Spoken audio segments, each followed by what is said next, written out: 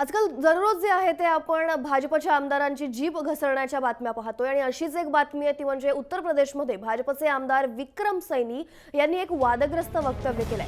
गोहत्या करणाऱ्यांचे हातपाय तोडायला लावेन असं वक्तव्य त्यांनी यावेळी केलंय। तसेच जो वंदे मातरम म्हणत नाही किंवा भारत माता की जय म्हणताना ज्याला अभिमान वाटत नाही त्याचेही हातपाय तोडायला लावेन असं ते म्हणतात। विक्रम सैनी यांच्यावर योगी आदित्यनाथ कारवाई करणार का असा प्रश्न आता विरोधकांकडून उपस्थित होतोय।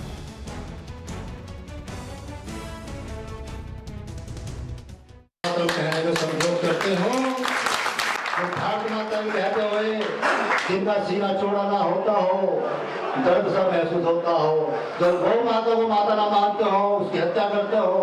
मैंने वादा किया था ऐसे लोगों के हाथ पैर तोड़वा दूंगा। तो सम्मान नहीं करते, छिड़का नहीं करता है भाई, मैं नहीं जानता कुछ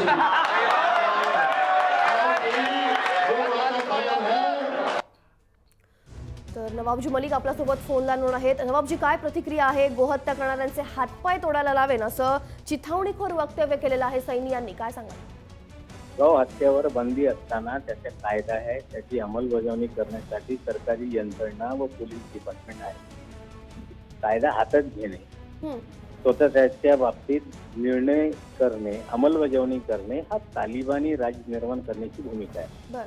हे काही नवीन नाही। पुण्यामध्ये दलित तरुणांना मेलेल्या जानवरच्या कातडी कापत असताना त्याची मारहाण करण्यासाठी गौरक्षक सेना निर्माण करून ठिकठिकाणी लोकांवर अत्याचार अन्याय करण्याची भूमिका भाजपची आहे।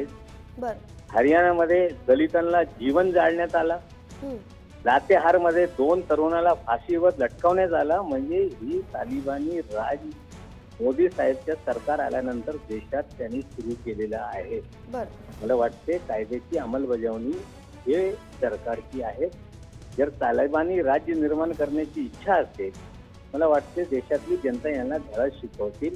पण ठिकठिकाणी तालिबानी राज्य निर्माण करण्याची सुरुवात भाजपनी लातेहार असेल, झारखंडमध्ये, हरियाणामध्ये, उत्तर राज्यामध्ये ते केलेलं आहे। उत्तर प्रदेशमध्ये पण त्या प्रकारे ते करणार आहे। म्हणजे कुठेतरी लोकशाहीला मारक भूमिका भाजपची आहे, तशी ठेवू लागते।